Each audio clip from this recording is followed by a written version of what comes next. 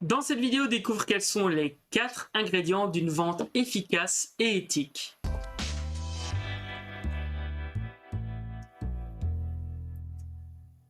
Salut, c'est David du mouvement publierpourimpacter.com. Je suis heureux de te retrouver dans cette vidéo. J'ai le grand plaisir de t'offrir, si tu le souhaites, un exemplaire de mon livre Publier pour impacter. Rends-toi dans la description de cette vidéo, tout est expliqué et tu pourras y découvrir une méthode en 3 étapes pour créer ton livre business afin d'attirer les bons clients. Le premier ingrédient, ça va être la sincérité. C'est d'avoir une réelle envie d'aider ton client. L'idée ici, c'est vraiment de te partager à quel point, lorsque tu contactes quelqu'un, la sincérité de tes propos, l'authenticité de tes propos vont impacter le fait que la personne te fasse confiance ou non. C'est extrêmement important et quand on surjoue quelque chose, à moins d'être un grand acteur et d'arriver à flouer les gens, le meilleur moyen de vendre, c'est d'être sincère dans sa démarche, de vouloir aider la personne en face de nous. Le deuxième ingrédient, ça va être de faire un suivi commercial. Après avoir échangé avec quelqu'un, ça va être important de faire le suivi. Que cette personne soit devenue client ou pas.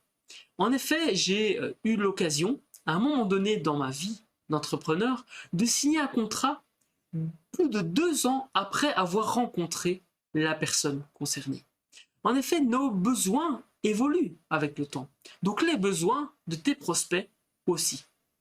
Peut-être que ce n'était pas le bon moment pour cette personne de signer et de travailler avec toi. Peut-être que c'était tout simplement pas la bonne période ou qu'elle n'avait pas la possibilité de s'offrir et d'investir dans tes produits ou tes services. Donc effectuer un suivi avec la sincérité dont je parlais, eh bien, la combinaison de ces 2 premiers ingrédients font que tu vas pouvoir vendre plus efficacement et de manière éthique.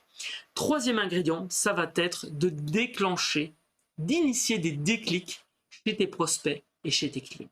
En effet, il faut idéalement que ton client, que ton prospect prenne conscience qu'il a un problème et que tu es capable de l'aider à le résoudre.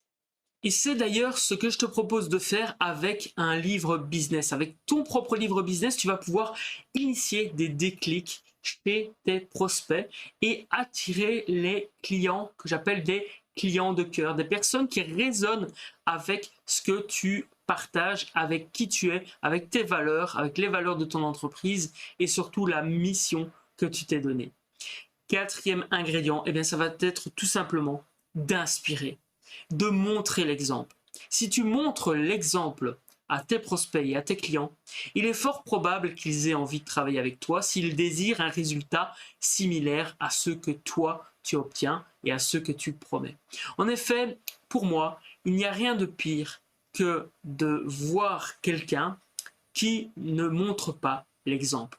Ça ne veut pas dire qu'il faut être parfait, ça ne veut pas dire que le cordonnier ne peut pas être mal chaussé, mais il faut un minimum montrer l'exemple, il faut un minimum faire ce que l'on dit, à défaut d'un moment donné ou à un autre, se retrouver face à un client qui dit bah, « Ok, oui, mais toi, tu n'as pas fait la même chose, pourquoi je devrais t'écouter ?» C'est ce que j'avais envie de te partager aujourd'hui. Si tu désires aller plus loin et toi aussi écrire et publier ton livre business dans une optique d'attirer les bons clients et d'avoir ton système vertueux d'attraction client avec plus de visibilité, plus de notoriété et plus de revenus, eh bien, je te propose l'atelier Business Book Roadmap que tu peux retrouver. Toutes les informations se trouvent dans la description de cette vidéo. En 3 heures chrono, on va mettre sur papier ta stratégie, plus la structure de ton livre, plus des idées de titres et de sous-titres pour que tu puisses avoir les fondations de ton livre business dans une optique d'attraction client. Je te souhaite plein de belles choses. Si cette vidéo t'a plu, mets un j'aime, indique en commentaire toutes les questions qui te passent par la tête et rappelle-toi que tu as un message à faire passer et que d'autres ont besoin de te lire. C'était David du mouvement Publier pour impacter. Ciao!